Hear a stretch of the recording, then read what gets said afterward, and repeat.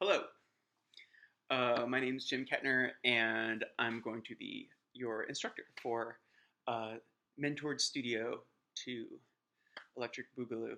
I hope everyone's doing well and had a really awesome summer. I just wanted to sort of throw in an introductory video before the term gets started to kind of fill you guys in, kind of about who I am, what my whole deal is, so you just have a face and a personality to pair with some of the assignments that I'm going to be handing out. I'm not part of the regular summer faculty, so I haven't met most of you.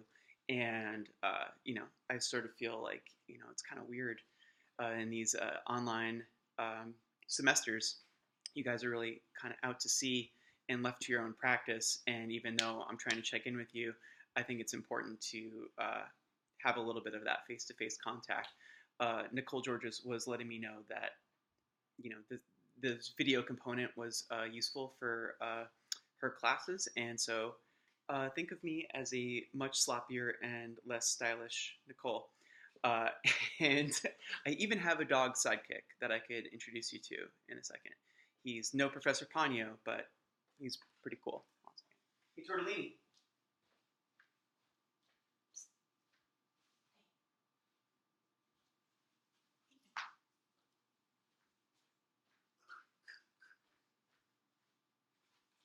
This fine creature. Ah, look out, bud. He's a little bit of a scaredy dog. You want to say hi, Tortellini? Hey, bud. That's Tortellini. Anyway, sorry, Torts. I'm exploiting him already. I know it's trouble. Um, anyway, I wanted to talk a little bit at the start of the term just to kind of let you guys know what my general approach is going to be to this class. Also, just sort of fill you in on the kind of stuff I make and my background in comics. I guess I'll start with that. So I studied illustration and cartooning around the turn of the century at the School of Visual Arts in New York City. I graduated in 2000. I was there the same time as Raina Telgemeier, Nate Powell, Farrell Dalrymple, and then was promptly not as productive or successful as any of those big names, and instead spent about a decade, like a lot of us do after art school, kind of working weird jobs and trying to hustle and not immediately like going full-fledged into an illustration or cartooning career. I started making web comics around 2008, 2009, and those ended up being kind of focused in the punk, indie, rock music scene sort of comics. Some of them were kind of walking the line between music journalism and kind of autobio, which is a lot of what I do now. But that was kind of like my start in terms of actually putting out comics content and starting to build an audience, like so much of you already know who already have web audiences right now. But after a couple years of that and doing some other indie comics work, I went to grad school for writing at CCA, which is where I met Matt and Justin and some of the folks who are part of the MFA in Comics faculty, which the MFA in Comics program didn't even exist at the time. It was just a little, Matt was just kind of toiling away being like the one comics nerd, or the only comics nerd in the MFA writing program. And so, of course, even though I was working on prose and I'm still interested in prose writing now, we obviously bonded as being sort of comics folks in the program. After grad school, I sort of went back into comics. Unsurprisingly, I was pretty rusty after a couple of years of not really drawing, but I started doing more autobio music stuff for Silver Sprocket, contributing to their As You Were anthologies. The As You Were is just a sort of compilation anthology of different punk artists doing all different kinds of stuff. The anthologies are all built around different themes, and so I was kind of like trying to get my mojo back a little bit.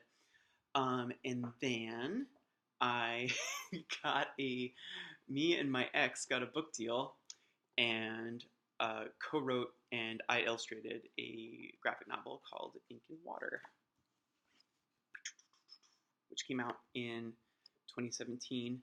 Kind of awkward to talk about now, but anyway, it was kind of wild to go from a sort of side hustle, hey, I'm going to make comics in the margins and the sidelines, squeeze it in, hey, I'm contributing these short stories, to all of a sudden, oh, hey, you actually have a couple of years to produce a big body of work, which at the time had only existed as like a few pitch pages and not even a real outline.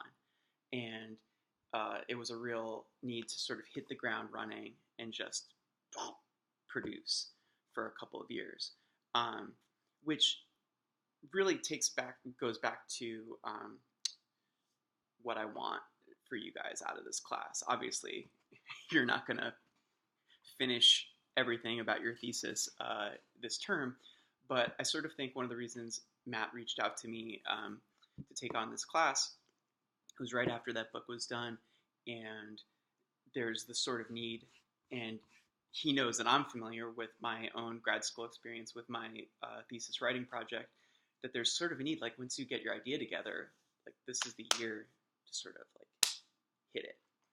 And I I can't make you do it, but I'm here to try to help you produce a lot. Anyway, I'll get back to that in a minute when I touch on our syllabus, but I'll move on to say that after Ink and Water, I moved on to my own memoir. So I actually started this while I was in the middle of producing Ink and Water. I was part of a residency with Jessica Abel, who I'm going to talk more about probably in further different video installments. But I started working on my own family memoir, which I'm calling Adult Crash, and I've produced the first couple of chapters as indie comics, self-published, which is, obviously another thing I know a lot of you folks probably know about or have some experience in. But so I have that project that I'm hustling, and then I have another all ages comic, all ages sci-fi comic that I'm producing with a buddy of mine named Kane Lynch, and we actually just got representation on that project, and so for the first time having a third party actually kind of trying to shop something that we have an idea for to publishers. And that's another aspect of this semester that it's sort of the A and B, right? The side A is I really want to help you produce raw material for your thesis. Side B is I want to have a little bit of a macro view about just beginning to think about how you're going to frame your thesis project to then take on to agents, publishers, and even just folks who are coming by your table at a small press comic convention. Just getting to know your work better, getting to know your story better, and be able to articulate that better to a larger audience. Right now, our Google Classroom is just in the bare bones mode, but you will find, in addition to this video, once I upload it, you will see a copy of the syllabus. So I'm just going to sort of reference that, just briefly, and just let you guys know, the course overview, the main object is to help you guys generate the raw material and providing constructive feedback to get your thesis comics across the finish line. Now, I know that the first thesis deadline is really not that far into your spring semester this year, and what I want this class to be, it's not about making the finished, tight version of that comic of what you're going to submit. This is your last chance, really, or it's the biggest period of time where you can produce loose work and get that important feedback from your instructors, your peers, anyone, even people outside the class, outside the school.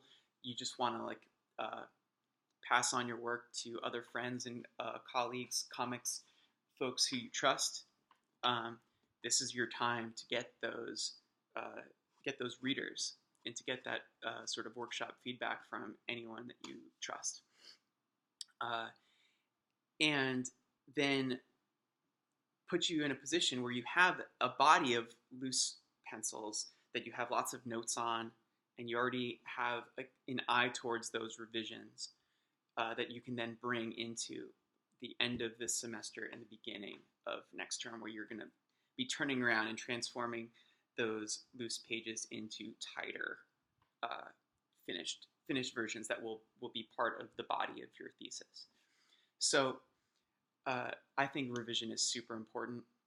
I am way more concerned with your storytelling, your writing, the timing and the pacing than I am with your illustration. Now, if you are an awesome illustrator, that's awesome. That's great. And, high five, high 10. That's awesome. But when it comes to your submissions, that's not really the object, right? So for the semester is going to be 5 assignments. 4 of them, the first 4, I just want loose pencils. Now, it can be more than a thumbnail. It doesn't have to be stick figures. But if you're really, really pressed for time, you can do stick figures. I mean, we'll talk more about it. But the sort of idea that the most important thing is to communicate the movement, the emotion, the dialogue, all of those component pieces of storytelling, for your 4 homework assignments. Each of those assignments should be a part of your thesis. Nothing that I'm asking you to do in terms of comics pages is outside of the realm of your thesis, right? So they will have different sort of focus moments. Like the first assignment, which I already have uploaded onto the classroom, is about setting the stage. So how you introduce a new environment. How do you draw the reader into the story, and what are the sort of strategies that you're going to imply consciously about introducing the reader to your world, to your characters, to the environment, right? And so that's pretty broad. That doesn't necessarily have to be chapter 1, page 1 of your thesis. It could be anything, any part that you're interested in getting into, or any environment that is important. It's just sort of an assignment that could be a window for you, or an opportunity for you to get into a part of your story that you are excited about, right? Because here's the other thing about tackling a large project, is that it has to be stuff that you care about and that you are excited to draw. I think that we've all been there in terms of having to draw stuff that we're not really stoked about.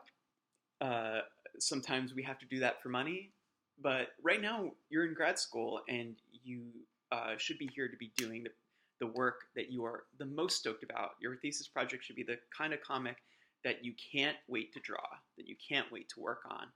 And I want to try to tap into some of your enthusiasm. Believe me, my grad school experience is not that long ago. I graduated in 2013. So 2011, 2012, I get it. When you're in it and you're grinding through feedback and you have classes, it can sometimes distract you from what you're actually there for, to be excited about, which is making the thing that you came here to make. And really, just moving forward into this first assignment, I want you to know that that's what I want for you guys. I want you guys to tap into that fun and that energy that you get when you're working on your own stuff. So that is first and foremost the main thing. We're going to be doing each of those first 4 assignments is going to be 6 to 10 pages, right? So that is going to bring you to, by the end of the term, creating a pretty good chunk of work, of raw material, loose pencils, right? For you then to have class feedback on, my feedback on, and outside the class feedback on, that you can then take forward to be okay, what do I need to change? What do I need? What main storytelling issues do I need to address? What notes did I get that I want to throw out the window? Believe me, on on this, got lots of notes, and you know, we went through, and some of them we were like, oh, that's a good point. And other things were like, oh, this reader doesn't get it. You know what? You can ignore that. It's fine, right? Not every note is going to be constructive or valuable, but it is important that we're all coming into it with the best intentions to try to make, you know, good work.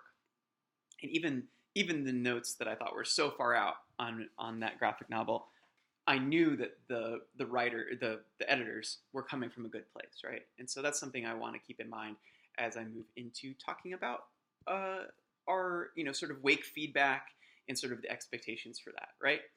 So each of the comics assignments are going to be 2 weeks. You'll have 2 weeks to produce 6 to 10 pages of loose comics with all of those, like I said, the key elements that a reader would need to communicate your story.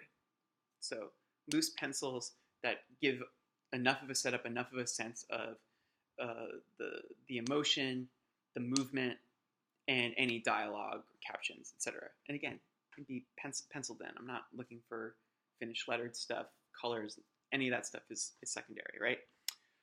You have 2 weeks. The third week is the commenting week. And that, I know at this point you guys have been familiar with Wake and all of that business.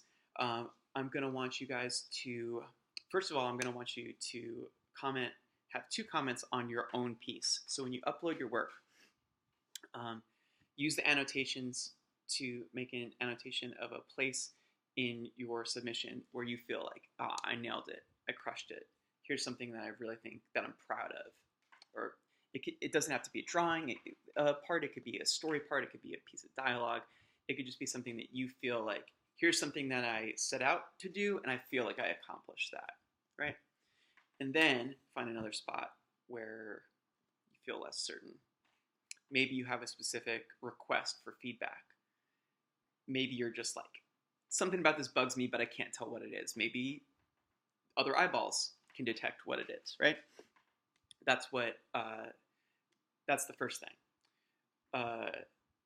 Second off, okay, so this is the first time I've had a cohort this large, right?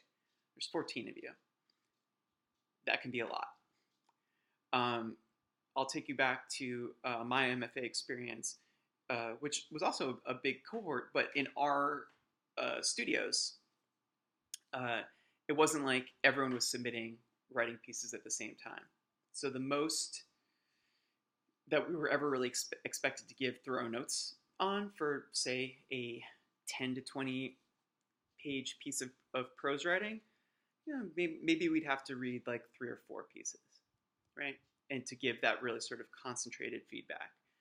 I don't want you guys to think of providing feedback for your peers and friends, folks in the cohort, as a chore, right? I know it can feel that way sometimes because, like I said, it wasn't that long ago where I was having to do sort of similar stuff. But what I'm opting to do for you guys this term is to split up the commenting.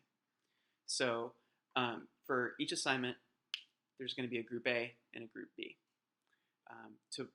So you'll only have to provide notes for half the class per assignment, right? So that's 7. It's still a lot of reading, and you still have that week to try to give as thorough and as careful and considered a response as you can. And I want everyone to really sort of keep in mind that being a cartoonist is kind of a lonely road. You spend a lot of time by yourself at the drawing board, just kind of locked in your head. And I mean, I'm not telling you anything you don't know, but that's real and something to consider. And during these in-between semesters, these long distance semesters, just try to be kind to each other. You know, that doesn't mean that you can't really have true and valid criticisms of a piece of work, but just try to keep that in mind, and just think that that stress that you might feel at times, like everyone is in the same boat as you.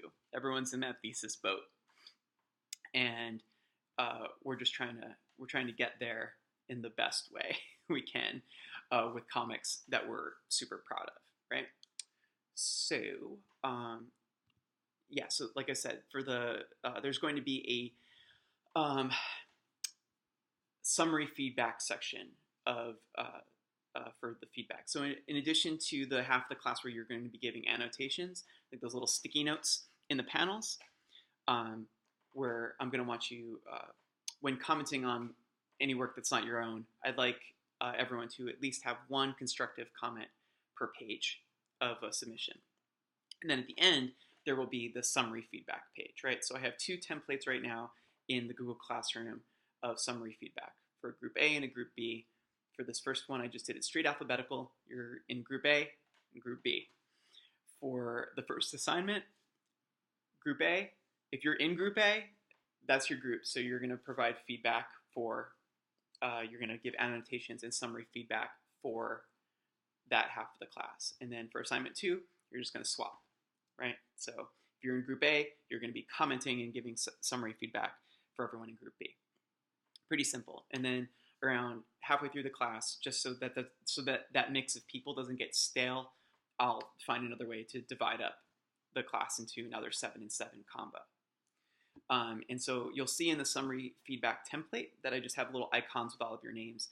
That is where you leave an annotation. So you'll include that summary feedback template with your submission, right? So you just put that, you have all your comics pages, and you just upload those to Wake as a set, and you just include that as your last page. So think of it as just like the scratch sheet at the end, or the back of the paper. When I was in the MFA writing program, that's how we did our notes. You know, so you'd get a 15-page short story or a chapter of a novel, and you'd have your little annotations, and at the end, you turn it over, and you'd write like a page of summary feedback, just like a note to the author. That's basically what it is, where you can expand upon something, and also it's a place, because you guys have been seeing each other's work together for such a long time. You have more context for the origins of each other's stories, and like where they've been and where they're going, than I have right now, right? I'm just going through your thesis packets. So I'm coming in halfway through the show, but you guys have been in it from the beginning. And so I sort of feel like this is a place for you to comment on that section of work in context of the larger piece. So that's what that's about. And finally, the other main aspect of this class are going to be something that I'm calling a thesis worksheet. Now, I mentioned briefly that I had been in a writing workshop with Jessica Abel, and this was in 2016. Yeah, it was a year. It was a year before the graphic novel came out, and so I was about halfway through drawing it, and got to take like a month off to work on something else. And Jessica Abel is great. I don't know if any of you have read her comics, but they're really all over the place. She did, in the 90s, I had such a comics crush on her. She was so cool. She did a comic called Art Babe, which was these sort of young adult anthology stories. They were sort of like a Richard Linklater as a cartoonist, kind of Gen X short stories that were often, 20-something 90s hipsters in the indie rock and punk scenes. So, like right up my alley. But she's also done lots of comics journalism, and that's actually some of the first comics journalism I ever encountered were little pieces that she did for the University of Chicago in the 90s, right? So she did these roving reporter comics, and then she did zines of that nature. She did a really sort of famous comic about This American Life in NPR. And then has since done sort of long-form dramatic fiction comics. She just did a sci-fi young adult series called Trish Trash, Roller Girl of Mars. So I've always admired her because she's like me. She's had like kind of diverse influences and makes kind of diverse comics. They don't all fit in the same category, but she's really interested in the art of storytelling. And in that residency, she was trying out a lot of these story exercises that she was covering as part of her graphic novel Out on the Wire. And she then sort of used those as part of some of the current work she's doing now, which is sort of as a creative consultant. Anyway, I'm gonna ask you guys to also, in that third week section, right? So you think of it, you have 2 weeks per assignment to just make comics, and you just get to be in your own little comics world.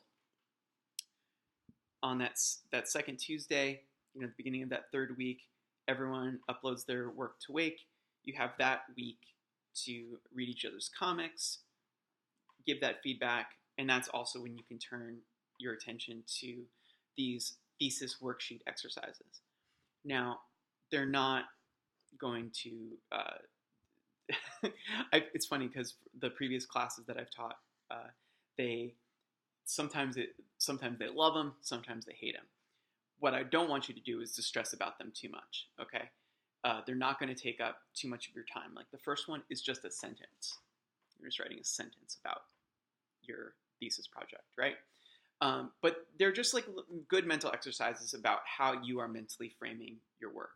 And these are storytelling techniques that a lot of folks in the world of narrative podcasts have used. These are the folks that Jessica was talking to when she was writing Out on the Wire.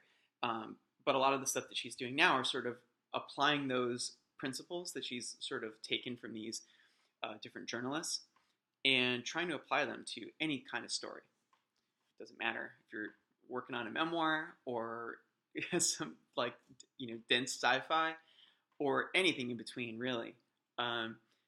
It's just trying to like find different ways of applying those principles and framing your story to engage the reader and re-engage yourself, right? Because another thing that I find that can happen if you've had an idea for a long time, sometimes it can get kind of crusty, and you kind of like need to like mash it up to make it fresh for yourself. And so I'm hoping that these exercises can provide that for you, and that will sort of delve into the professional practice angle, because like I mentioned when I was sort of doing my spiel about the work that I have been doing, for between this and that YA project, I just poked myself in the eye. Kind of a klutz. Get used to it. Has been like I've been pitching this stuff, right? This and I've been using those same sort of story exercises and frames as the sort of template for how I am approaching agents and publishers when talking about my memoir or Real Einsteins, which is the name of the YA project. Like I did all the same exercises that I'm gonna throw out you through the term. This is the kind of stuff that I've done, sort of gone through those exercises and then taken that sort of clarified view of my story and try to apply that when I'm sending out query letters.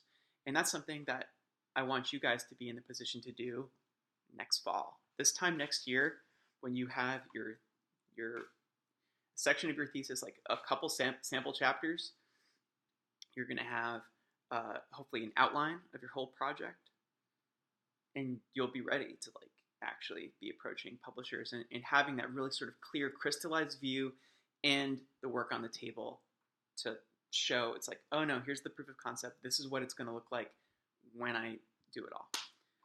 Anyways, gosh, we're at 29 minutes already. I sort of intended this one to be the sort of really brief introduction, but I'm a rambler. I ramble. So it was nice to meet you. Oh, okay, here's the last thing. If you're viewing this today, Monday, because I know Matt is going to invite everyone to the Google Classroom today, but I am going to try to schedule actual video meetings with all of y'all before the first assignment is due. So I don't know if they're going to be one-on-one. There's a lot of you, so that might be kind of tricky. But in groups of 2 or 3, I'd like to try to arrange a meetup so that we can just have a Skype video chat after I've read through everyone's thesis packet.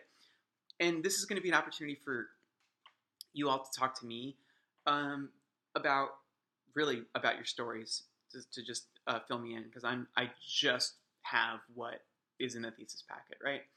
And I would, much like I'm trying to personalize the experience for you in terms of like, oh hey, here's an assignment sheet, but here's the actual human brain that and face that is sort of giving it to you and writing it and trying to guide you.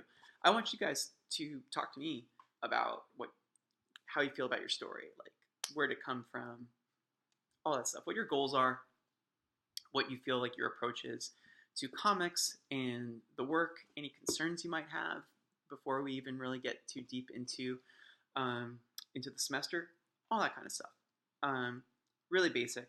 I just want to sort of begin building that relationship and getting some of that trust early, so that it helps us down the road as we are continuing to comment and help each other with our storytelling.